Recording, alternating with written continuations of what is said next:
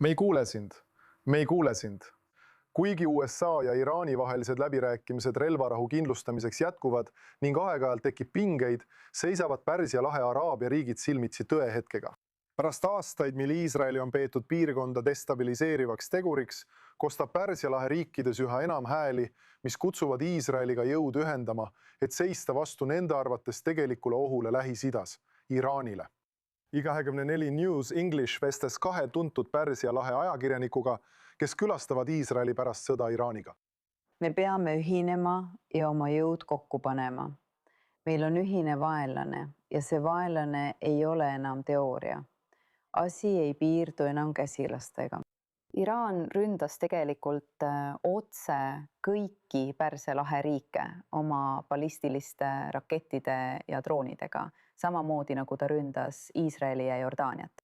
Seega usun, et piirkonna tulevik põhineb erinevatel liitudel ja suhetel. Ja ma arvan, et Iisraelil on selles järgmiste aastate jooksul oma roll täita, olles seotud teiste riikidega, kes liituvad Abrahami kokkulepetega. Olen selles osas optimistlik. Neil on oma seisukohtades topeltstandardid.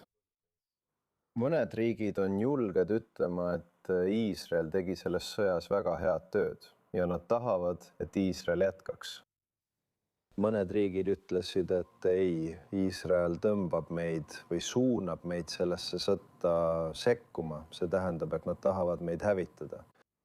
Nad tahavad seda, ma arvan, ja keegi ei usu seda põhjendust. Miks siis teised riigid Pärsia lahe piirkonnas, nagu Saudi Araabia ja Kuveit, ei sõlmi normaliseerimislepingut Iisraeliga? EL kasutas Palestiina asja eesmärgina. Nad ei liitu. Aga ma ei pea seda nende jaoks heaks. Sest mida me praegu näeme, kui me räägime Saudi Araabiast, siis nad allkirjastasid lepingu ja nad ei lasknud 7. oktoobril juhtuda. Ja Iraani käsilased nagu Hamas hävitavad Saudi Araabia ja Iisraeli vahelised suhted.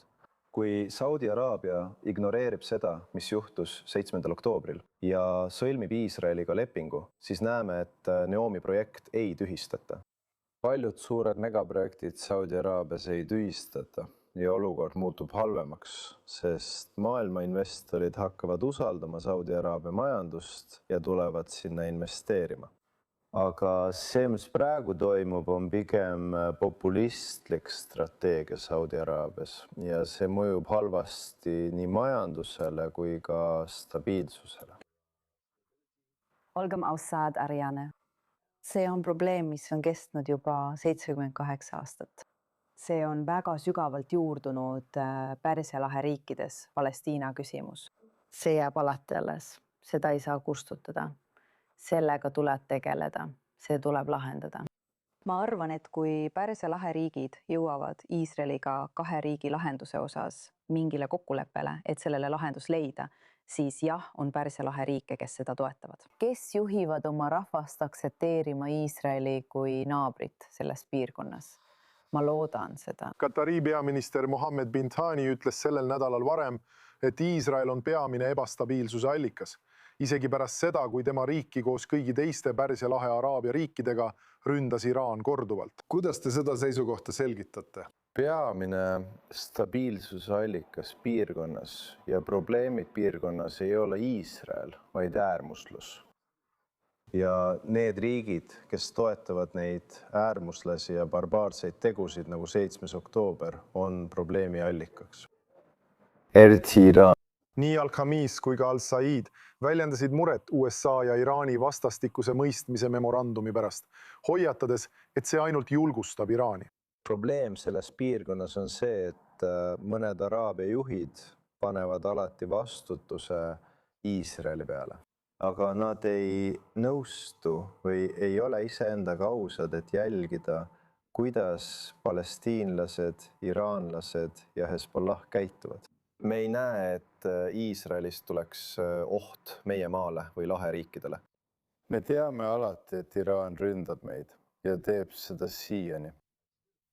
Ja selle kokkuleppega tuleb Iraan tagasi, et meid uuesti rünnata, tugevamana kui varem.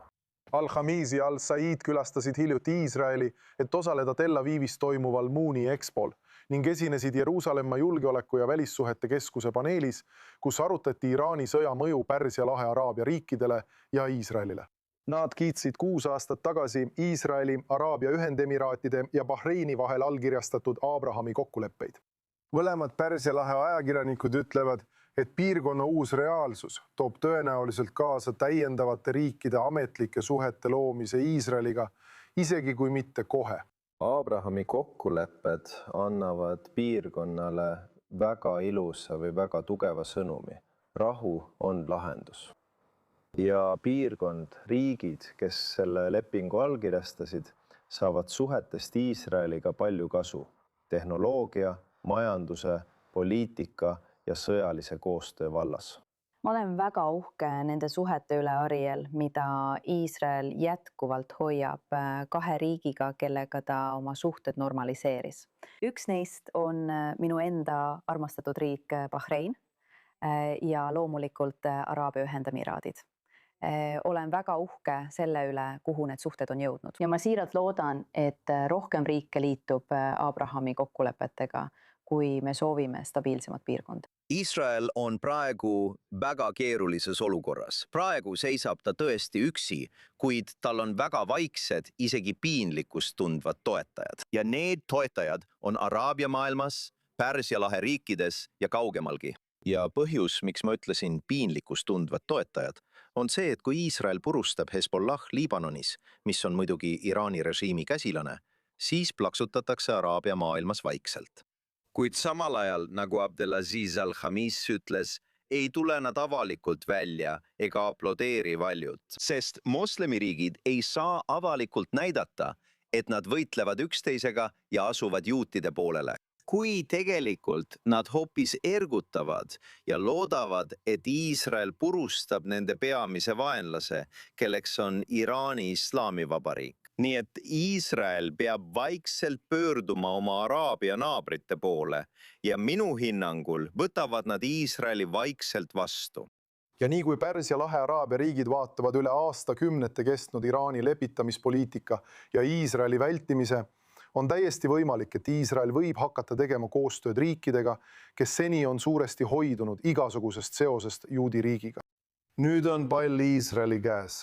Kas ta kasutab seda ajaloolist hetke või laseb Iraanil taas dikteerida suhteid kiiresti muutuvas Lähis-Idas?